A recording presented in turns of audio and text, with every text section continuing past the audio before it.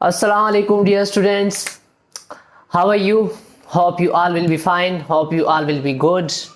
तो आज की इस वीडियो के अंदर हम डिस्कस करने जा रहे हैं अबाउट न्यूक्लिक एसिड। इससे पहले वाटर के हवाले से बहुत डिटेल में मैं डिस्कस कर चुका हूँ, कार्बोहाइड्रेट के हवाले से, प्रोटीन के हवाले से, लिपिड के हवाले से बहुत डिटेल में डिस्कस कर चुका हूँ। And this all are biomolecule. आज का जो टॉपिक है ये बायोमॉलिक्यूल का छठा टॉपिक है, नंबर 6 है आई थिंक। सो इस टॉपिक के अंदर हम डिस्कस करने जा रहे हैं about nucleic acid each and every point. So without wasting time copy और पेन लेके बैठ जाएं और स्टार्ट करते हैं हम आज के इस टॉपिक को। ठीक है, nucleic acid. First of all इसकी मैं डेफिनेशन कर देता हूँ, फिर आपको इसकी कहानी समझाता हूँ कि क्या कहानी है इसकी। So it is an organic molecule. Already हम डिस्कस कर चुके हैं बायोमॉलिक्यूल दो टाइप के होते हैं, ऑर्गेनिक, इनऑर्गेनिक। पिछली वीडियोस में मैं बहुत डिटेल में डिस्कस कर चुका हूँ। ऑर्गेनिक वो होता है जिसमें carbon hydrogen bond, carbon directly bonded होता है हाइड्रोजन के साथ। उसकी फिर मैंने आपको एग्जांपल दी थी, कौन कौन सी, carbohydrate, protein, lipid and nucleic acid. और इनऑर्गेनिक क्या था, वाटर, CO2, O2 वगैरह वगैरह। सो ये क्या है, एक ऑर्गेनिक मॉलिक्यूल है which is composed of small unit called nucleotides. ये देखें, कार्बोहाइड्रेट किससे बने थे, मोनोसेक्राइड से। प्रोटीन किससे बना था, अमाइनो एसिड से।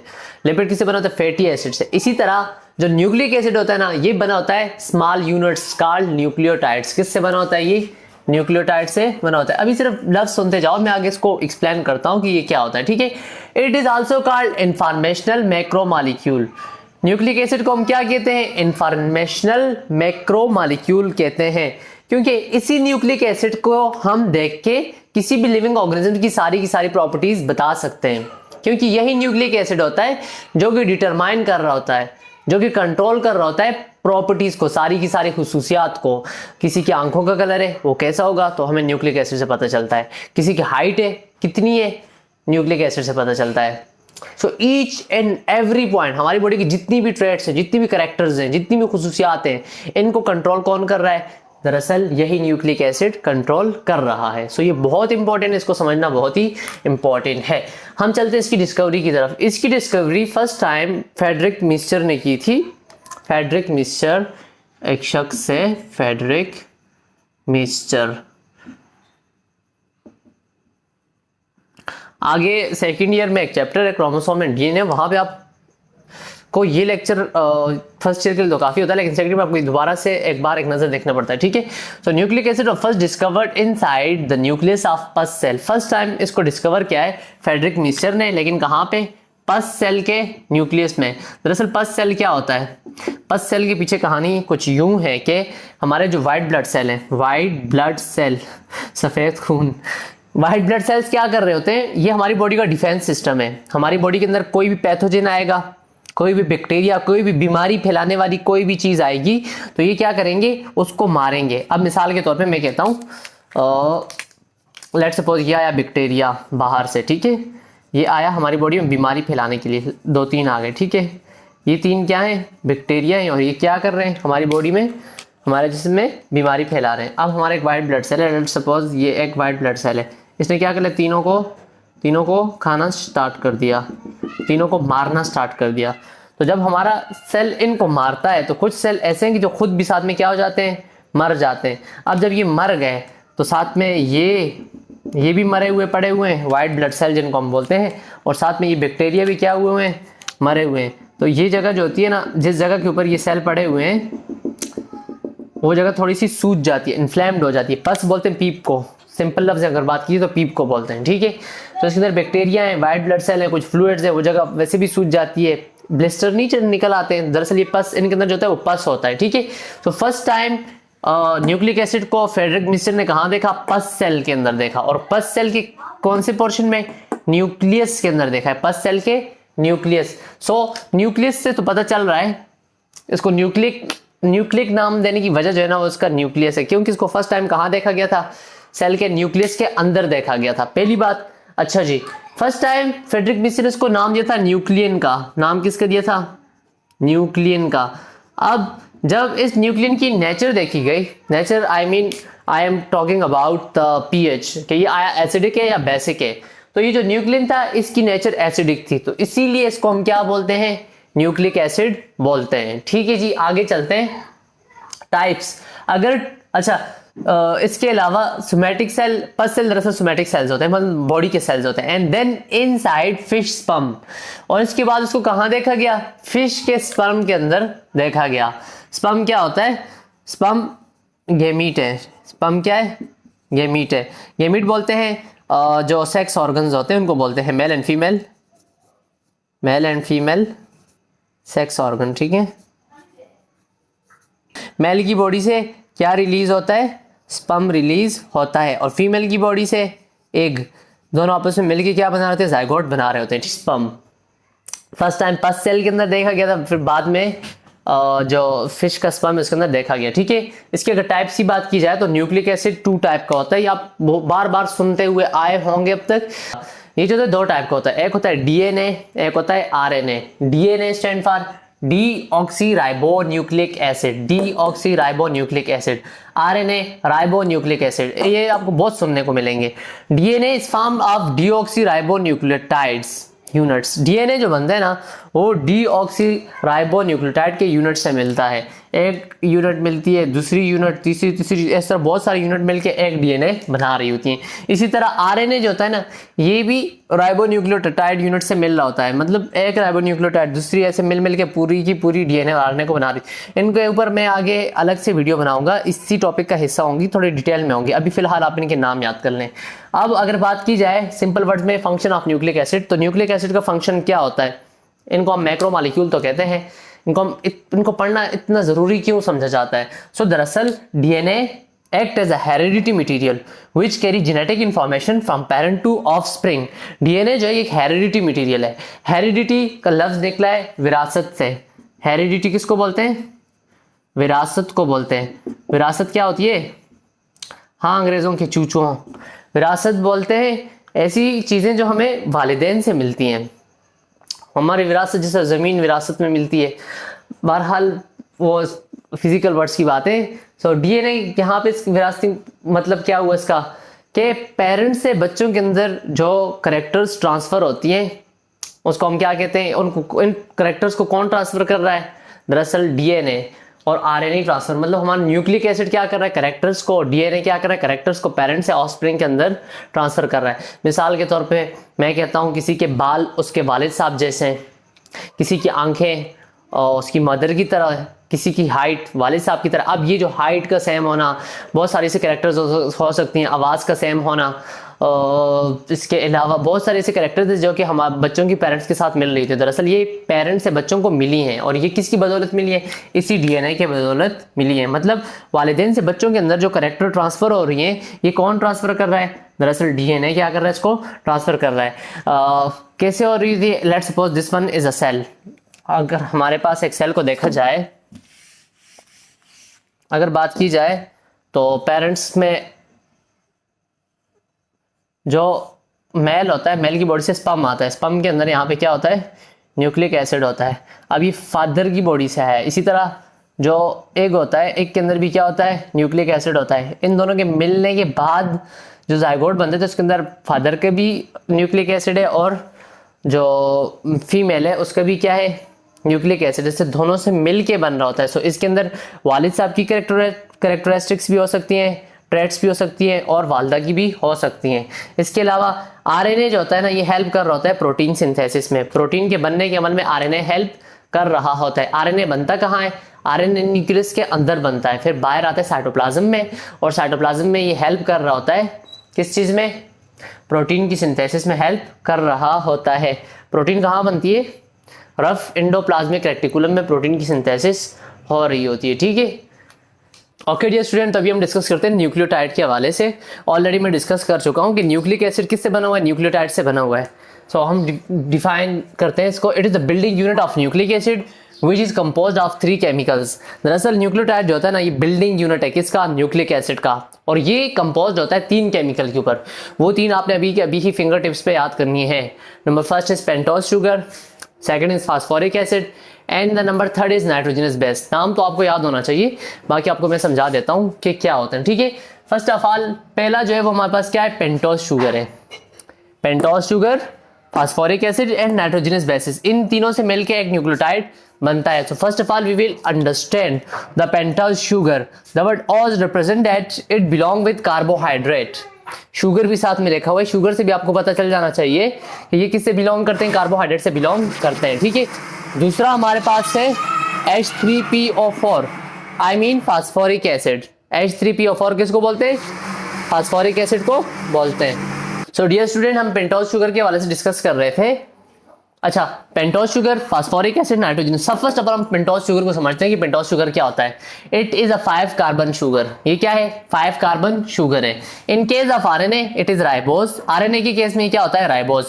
राइबोज के अंदर कौन सा फंक्शनल ग्रुप होगा, while in case of DNA it is deoxyribose sugar।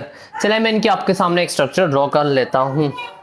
So dear student, pentose sugar जो होता है इसकी स्ट्रक्चर में ड्रॉ कर लेता हूँ। 1 कार्बन, 2 कार्बन, 3, 4 और साथ में एक ऑक्सीजन, इसके अलावा CH2OH, C5H10O5। 5 कार्बन की शुगर है। ये कार्बन 1, कार्बन 2, कार्बन 3, कार्बन 4 और कार्बन 5।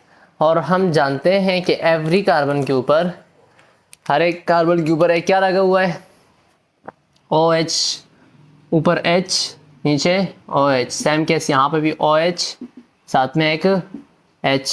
कार्बन नंबर 3 के ऊपर भी क्या लगा होगा, एक H और साथ में एक OH। इसके ऊपर 3 बॉन्ड बनाए हुए हैं, सो एक साथ में क्या आ जाएगा, H आ जाएगा, ठीक है।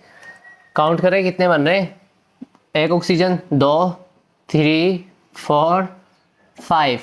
ऑक्सीजन कितने बन रहे हैं, 5 बन रहे हैं, ठीक है। अब देखें ऑक्सीजन कितने, 5 है।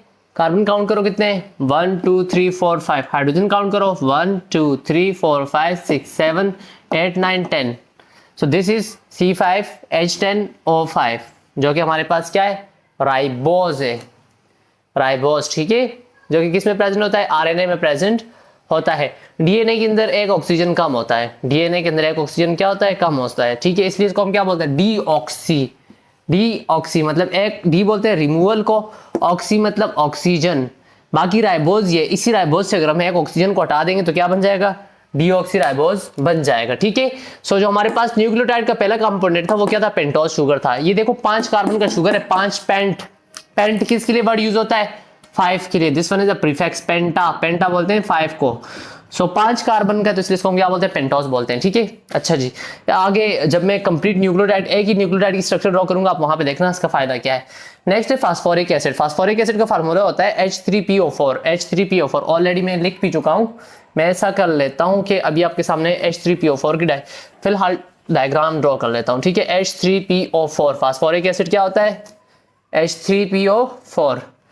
H3PO4 एक फास्फोरस, 4 क्या है, ऑक्सीजन, एक H, 2 H, 3 H। H3PO4 एक फास्फोरस, ये देखें ऑक्सीजन 4, 1 2 3 4। हाइड्रोजन कितने, 3, 1 2 3। This one is phosphorus acid, ठीक है। Phosphoric acid, phosphoric acid has ability to develop ester linkage between 2 nucleotide. 2 nucleotide जो आपस में जुड़ रहे होते हैं ना, तो वो फास्फोरिक एसिड की बदौलत जुड़ रहे होते हैं, ठीक है। देखें न्यूक्लियोटाइड के अंदर ये फास्फोरिक एसिड है। आगे आपको मैं ये डायग्राम से, चलो मैं आपको आगे डायग्राम समझाता हूँ। It always attached to the carbon number 5 of pentose sugar. ये जो होता है ना, ये इस पेंटोज शुगर के कार्बन नंबर 5 के ऊपर अटैच्ड हुआ होता है। ये इस पेंटोज शुगर के कार्बन नंबर 5 के ऊपर अटैच्ड हुआ होता है। तीसरा पार्ट क्या है, nitrogenous bases. Nitrogenous bases are cyclic compound of nitrogen and carbon. Nitrogenous bases जो होते हैं ये साइक्लिक कंपाउंड है, किसके, कार्बन और नाइट्रोजन के। Which are always attached to carbon number 1 of pentose sugar, जो कि carbon number 1 of pentose sugar के ऊपर अटैच, मतलब इस कार्बन के ऊपर जो होता है, इस कार्बन के ऊपर नाइट्रोजनस बेसिस और इस कार्बन के ऊपर पेंटोज शुगर अटैच हुए होते हैं। मैं आपके सामने एक न्यूक्लियोटाइड की स्ट्रक्चर ड्रॉ कर लेता हूं, उससे हम समझ लेते हैं चीजों को। अच्छा, ये जो नाइट्रोजनस बेसिस है ना, इसकी फर्दर 2 टाइप्स है। एक जो होते हैं हमारे पास पायरिमिडीन होते हैं, एक होता है प्यूरिन। वो को मैं आगे समझा देता हूं। फिलहाल में ऐसा करते हैं, पहले एक डायग्राम देख लेते हैं। नाइट्रोजनस बेसिस टोटल 5 टाइप की हैं, ठीक है। कौन कौन सी 5 टाइप की हैं, एडेनिन, इसके अलावा adenine, guanine, cytosine, cytosine, thymine and uracil. ठीक है, ये 5 नाइट्रोजनस बेसिस प्रेजेंट होती हैं डीएनए और आरएनए। डीएनए के अंदर एडेनिन, गुआनिन, साइटोसिन, थायमिन होती हैं। ये 4 जो होती है डीएनए के अंदर प्रेजेंट होती हैं, जबकि आरएनए के अंदर thymine is replaced by uracil. मतलब एडेनिन प्रेजेंट होता है, गुआनिन, साइटोसिन और यूरासिल प्रेजेंट होता है, थायमिन प्रेजेंट आरएनए के अंदर नहीं होता है। अच्छा, मैं आपके सामने इनमें से एडेनिन की स्ट्रक्चर ड्रॉ कर लेता हूँ। सो एडेनिन जो होता है, एडेनिन, ओके स्टूडेंट्स, सो इनमें से मैंने सिर्फ एक की डायग्राम ड्रॉ की है, वो एडेनिन की है। मैं सबकी ड्रॉ करूंगा, फिलहाल समझने के लिए आप एडेनिन को देख लें। एडेनिन के अंदर देखें, this is nitrogen, this one is carbon, carbon, carbon और कार्बन। ठीक है, सो ये क्या है, एक हमारे पास नाइट्रोजिनस बेस है। नाइट्रोजिनस बेस इसको हम क्यों बोलते हैं, क्योंकि इसके अंदर क्या प्रेजेंट, नाइट्रोजन प्रेजेंट है। ठीक है जी, अब मैं आपके सामने एक न्यूक्लियोटाइड की स्ट्रक्चर ड्रॉ कर लेता हूँ, आप जरा वो देख लें, उससे आगे हम फिर टाइप समझ लेते हैं।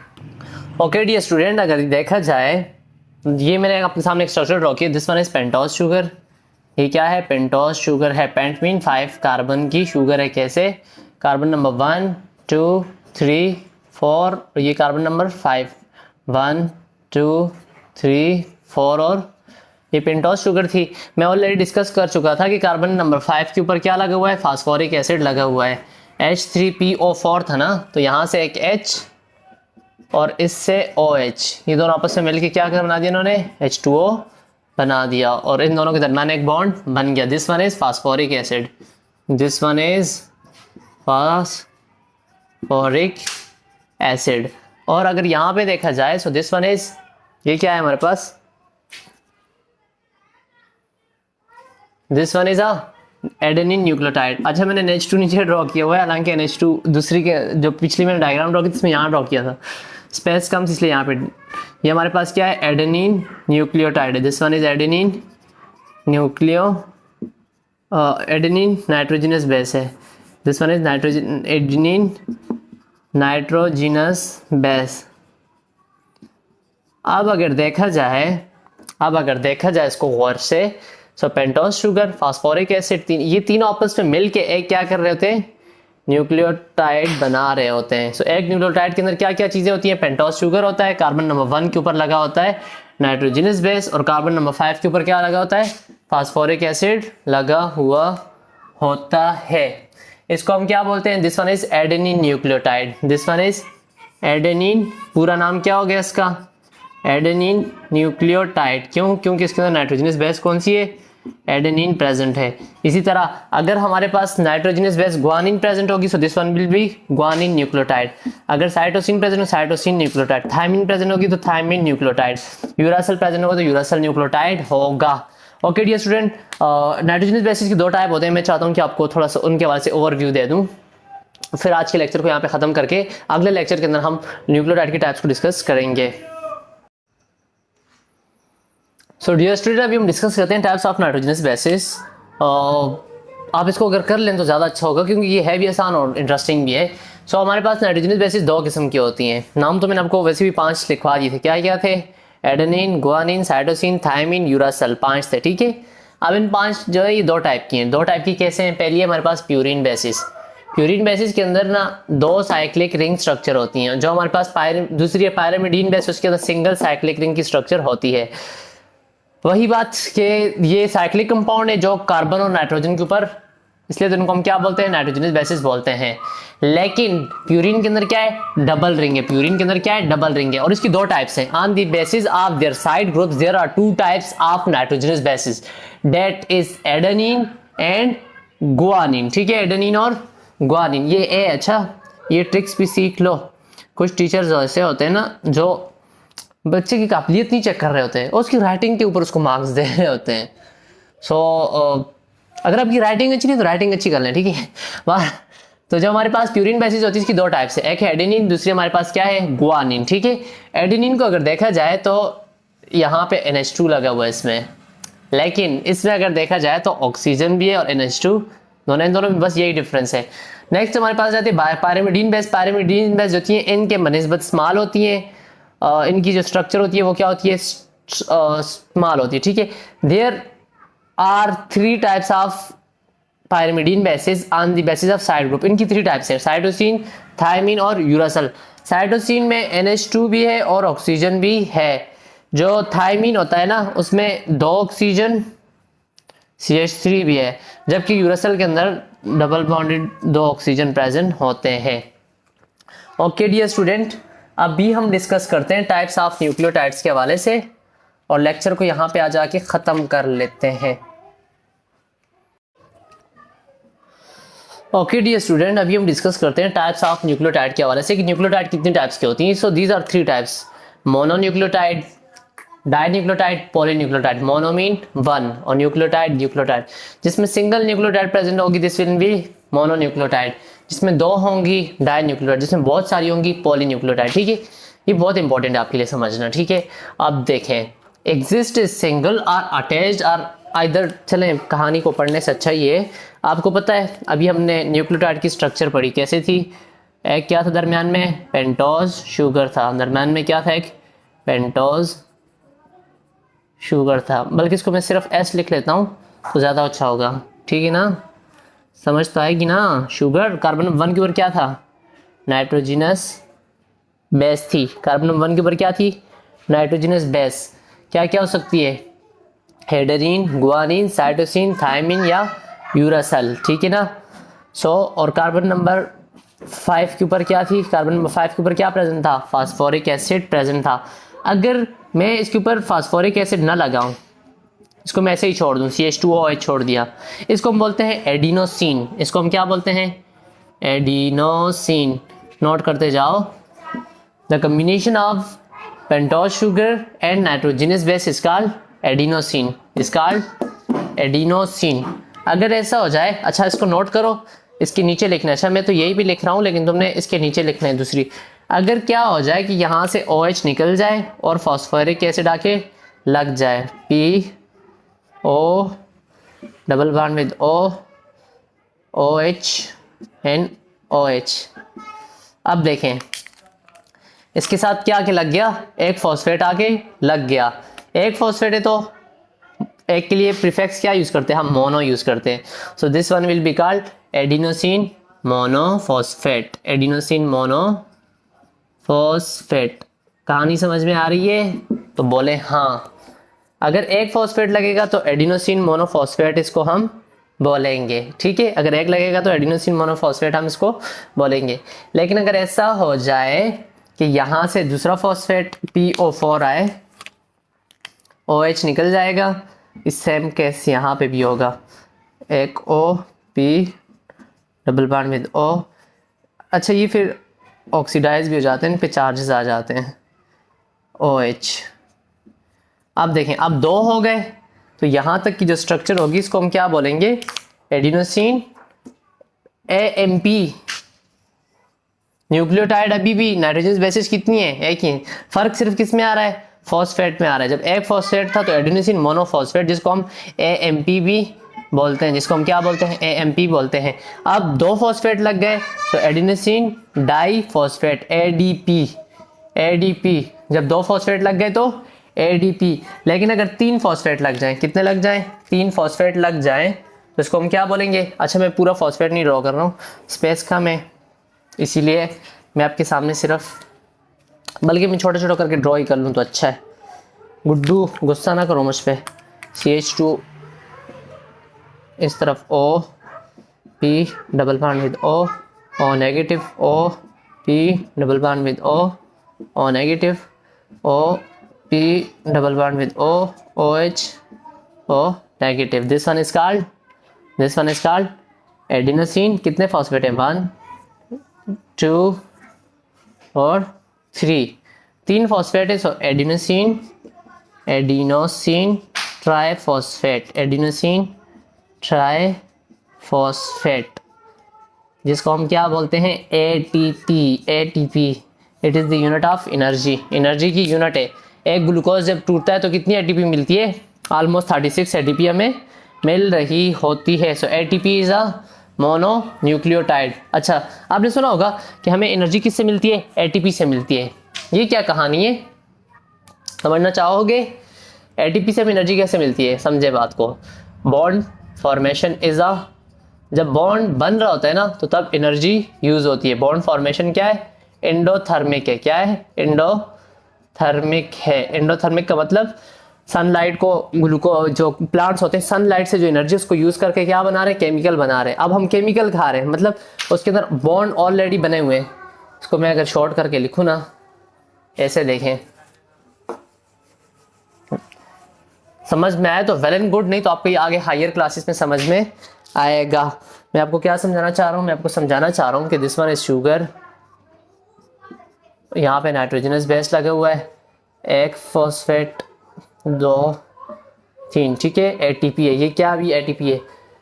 Bond formation is endothermic, bond के बनते वक्त एनर्जी यूज हुई है। अब जब एटीपी टूटता है मतलब एक फॉस्फेट यहाँ से अटेगा, मतलब ये बॉन्ड क्या होगा? टूट जाएगा। बॉन्ड के बनने में एनर्जी यूज हुई थी तो बॉन्ड के टूटने में एनर्जी दोबारा रिलीज हो जाएगी। तो जब बॉन्ड ब्रेक हो रहा होता है, बॉन्ड क्या हो रहा है? ब्रेक। तो वो एनर्जी जो बॉन्ड के बनने में यूज हुई थी तो बॉन्ड के ब्रेकिंग में क्या हो जाएगी? रिलीज हो जाएगी, जो कि हमें मिल रही होती है ताकत के तौर पे, ठीक है। So this was all about mononucleotide. और डाइन्यूक्लियोटाइड की तरफ, डाइन्यूक्लियोटाइड के अंदर क्या होंगे? 2 न्यूक्लियोटाइड होंगे। इनको हम कोएंजाइम भी बोलते हैं। इनको हम क्या बोलते हैं? कोएंजाइम। जब किसी भी न्यूक्लियोटाइड के साथ एक न्यूक्लियोटाइड, मैं इसकी स्ट्रक्चर अगर ड्रॉ कर लूँ तो ज़्यादा अच्छा होगा, क्योंकि गुड्डू तो स्ट्रक्चर के बगैर बात को समझता ही नहीं है। अगर देखा जाए तो ये हमारे पास क्या एक डाइन्यूक्लियोटाइड है, ठीक है, और ये NAD की स्ट्रक्चर होती है, निकोटीन डाइअमाइड, निकोटीन डाइअमाइड, ठीक है। इस तरह NADP FAD, ये जो है ना, ये कोएंजाइम है जो कि हेल्प कर रहे होते हैं ऑक्सीडेशन या रिडक्शन में, और ये ऑक्सीडाइज या रिड्यूस फॉर्म में होंगे। आपने इस टॉपिक को DNA के अंदर एक्सप्लेनेशन से पढ़ना है। इसके अलावा बायोएनर्जेटिक के अंदर ये बहुत एक्सप्लेनेशन से हम पढ़ते हैं, ठीक है। यहाँ पे आप इनके सिर्फ नाम याद कर लें। हम बात करते हैं पॉलीन्यूक्लियोटाइड की। सो पॉलीन्यूक्लियोटाइड की एग्जांपल हमारे पास क्या है? DNA और RNA है। ऐसा करते हैं, DNA RNA बहुत ही डिटेल टॉपिक है, सो मैं चाहता हूँ कि मैं इसको डिटेल से समझा दूँ। तो इंशाल्लाह अगली वीडियो में हम डिस्कस करेंगे about DNA and RNA in detail. यहाँ तक नोट कर लें। अगर यहाँ तक आपको समझ में आ गया तो आपको DNA और RNA बहुत आसानी से समझ आ जाएगा, क्योंकि मेन चीज़ थी न्यूक्लियोटाइड समझनी। अगर न्यूक्लियोटाइड समझ गए तो आपको आगे DNA और RNA बहुत ही आसान लगेगा। उसके हवाले से कुछ मॉडल्स भी हैं वाटसन और क्रिक्स के, तो इंशाल्लाह उसको भी हम डिटेल से डिस्कस करेंगे। होपफुली आपको यहाँ तक बात समझ में आई होगी। अगर नहीं आई तो कमेंट में बता सकते हैं। मिलते हैं इंशाल्लाह अगली वीडियो में, तब तक के लिए मुझे इजाज़त दें। और